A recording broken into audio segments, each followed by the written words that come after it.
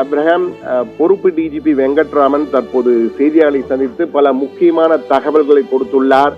அந்த தகவலின்படி அந்த கூட்டத்திற்கு ஏற்கனவே 2 குறுகலான இடங்களை முதலிலே தாவேகாவினர் கேட்டிருக்கிறார்கள். மிகவும் குறுகலான இடம் என்பதால் மேலும் கூட்டம் வந்தால் மேலும் சிக்கல் ஏற்படும் என்பதால் தான் இந்த வேலுசாமிபுரம் என்ற இடமே ஒதுக்கப்பட்டிருக்கிறது. ஆனால் அந்த இடத்திலும் 500 போலீசார் தான் பாதுகாப்புக்கு அனுப்ப முடியும் என்ற வகையில் அங்கு 500 போலீசார் பாதுகாப்பு கொடுக்கப்பட்டிருந்தது. அனைவரும் போதிய பாதுகாப்பு ஏற்பாடுகள் செய்யப்பட்டிருந்தன. ஆனால் 10,000 பேர் தான் வருவார்கள் என்று எதிர்பார்க்கிறோம் என தாவேகாவினர் மனுவிலே கோரிக்கை வைத்திருந்தனர். ஆனால் 27,000 பேர் வந்திருக்கிறார்கள். விஜய் வருவதற்கு காலதாமதம் ஆகிக் கொண்டே இருந்ததால் கூட்டம் அதிகமாகி இது போன்ற ஒரு அசம்பாவிதம் நடைபெற்றிருக்கிறது. கூட்டம் அதிகமானதற்கு காரணம் விஜய் தாமதமாக வந்ததுதான் என்பதுதான் தெரிய வந்திருக்கிறது. ஆனால் என்ன நடந்தது என்பது குறித்து முழுமையாக தகவல்களை கொடுக்க வேண்டும் என்றால் நிச்சயமாக அதற்காக ஒரு நபர் நீதி ஆணையம் அமைக்கப்பட்டிருக்கிறது. அந்த அருணா ஜெகதீசன் தலைமையிலான நீதி ஆணையம் விசாரணை நடத்திய பிறகு அதன் பின்னர் தான் முழுமையான விவரம் நமக்கு என்னன்னு தெரிய வரும். அதற்கு முன்னால் நாம் பேசுவது சரியாக இருக்காது என்பதால் தற்போதைய நிலவரம் என்ன என்பது குறித்து நாம் கொடுத்துக் கொண்டிருக்கிறோம். ஆண்கள் 12 பேர் உட்பட மொத்தம் 38 பேர் பலியாகி இருக்கிறார்கள் இதுவரை என்ற வகையிலே கரூர் துயரம் குறித்து டிஜிபி விளக்கம் கொடுத்திருக்கிறார். தமிழக அரசியல் தேர்தல் வரலாற்றிலே இது போன்று ஒரு துயர சம்பவம் நடைபெற்றது இல்லை என்பதை உறுதியாக சொல்ல முடியும்.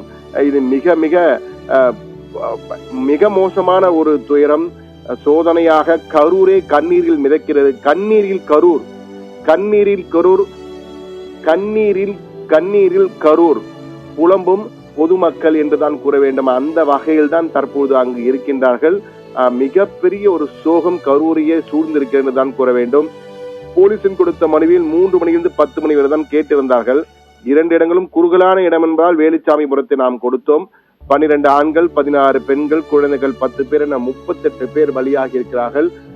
எனவே இந்த சூழ்நிலையில் விஜய் வந்து சென்றது இரவு 7:40 மணியாகும் என்று டிஜிபி பொறுப்பு டிஜிபி வெங்கட்ராமன் தெரிவித்திருக்கிறார்.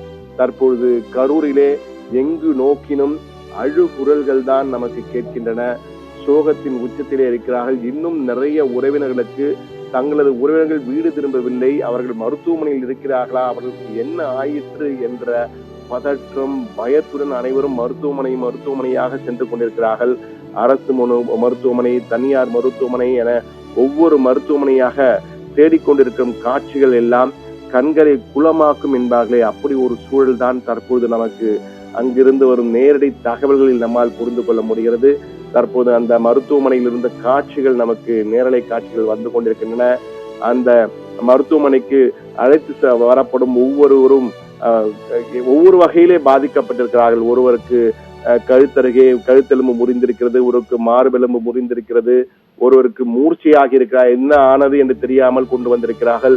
இது போன்று ஒவ்வொரு நிலைமை அங்குள்ள மருத்துவர்கள் எல்லோருமே பயந்து போயிரு என்றால் அவர்களுக்கு வந்து கொண்டே இருந்தார்கள். என்ன ஒருவர், இருவர், மூவர், நால்வர் என்ற அடுத்தடுத்து வந்து 10க்கும் கிட்டத்தட்ட 100க்கும் மேற்பட்டோர் மருத்துவமனை கொண்டு வரப்பட்டதால் உடனடியாக சமாளிப்பதற்கு ஏற்ப அதுவும் கூட்டமும் வந்துவிட்டது.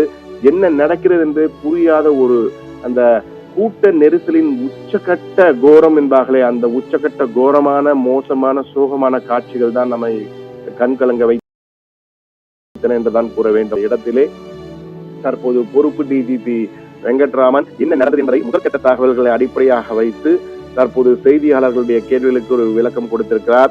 விஜய் தாமதமாக வந்தது கூட்டம் அதிகமானதற்கு காரணம் என டிஜிபி கூறியிருக்கிறார். அவர் தாமதமாக வர கூட்டம் அதிகமாகிவிட்டது, 10,000 பேர் வருவார்கள் என எதிர்பார்க்கிறோம் என தாவேகா சார்பிலே மனு கொடுக்கப்பட்டிருந்தது. ஆனால் 27,000 பேர் வந்ததாக முதற்கட்ட தகவல்கள் தெரிவிக்கின்றன. எதனால் இந்த கூட்ட நெரிசல் ஏற்பட்டது, யார் தள்ளிவிட்டார்கள், எந்த இடத்திலே ஏற்பட்டது, பிறகு எப்படி இது மற்ற இடங்களுக்கும் பரவியது என்பது குறித்து விசாரிப்பதற்காக ஒரு நபர் ஆணையத்தை, நீதி ஆணையத்தை, நீதி விசாரணை கமிஷனை அரசாங்கம் அமைத்திருக்கிறது. எனவே அதனுடைய விசாரணைக்கு பிறகுதான் என்ன நடந்தது என்பது முழுமையாக தெரிய வரும் என தனக்கு கிடைத்த முதற்கட்ட தகவல்களை வைத்து பொறுப்பு டிஜிபியா இருக்கும் வெங்கட்ராமன் இந்த தகவல்களை கொடுத்திருக்கிறார். உள்துறையும் அறிக்கையை கேட்டிருக்கிறது. தற்போது நமக்கு கிடைத்த தகவலின்படி 30 பேரின் உடல்கள் அடையாளம் காணப்பட்டு உறவினர்களிடம் ஒப்படைக்கும் பணியும் தற்போது தொடங்கி இருக்கிற ஒரு பக்கத்திலே என்ற தகவல் வந்திருக்கிறது. முதலமைச்சர் 1 மணி அளவிலே அங்கு செல்ல இருக்கிறார் என்ற தகவல் நமக்கு உறுதி செய்யப்பட்டிருக்கிறது. இன்னும் சற்று நேரத்தில் அவர் கிளம்ப இருக்கிறார்.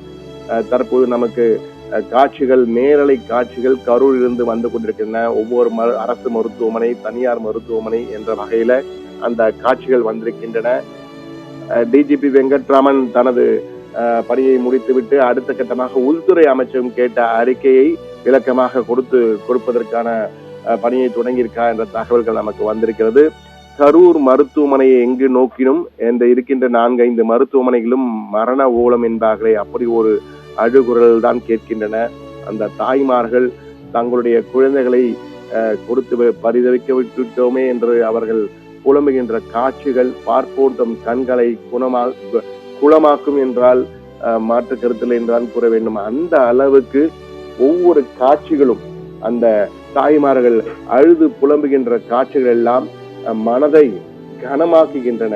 அதை பார்க்கும் பொழுதே ஐயோ, அருகில் உள்ள ஒருவரை பறிகொடுத்து விட்டோமே என்ற ஒரு பதற்றம், அந்த உணர்வு நிச்சயமாக அவர்களின் உணர்வில் நம்மால் உணர முடிகிறது. அவர்களுக்கு ஆறுதல் நிச்சயம் கொடுக்கப்பட வேண்டும், அதில் மாற்று கருத்தே இல்லை.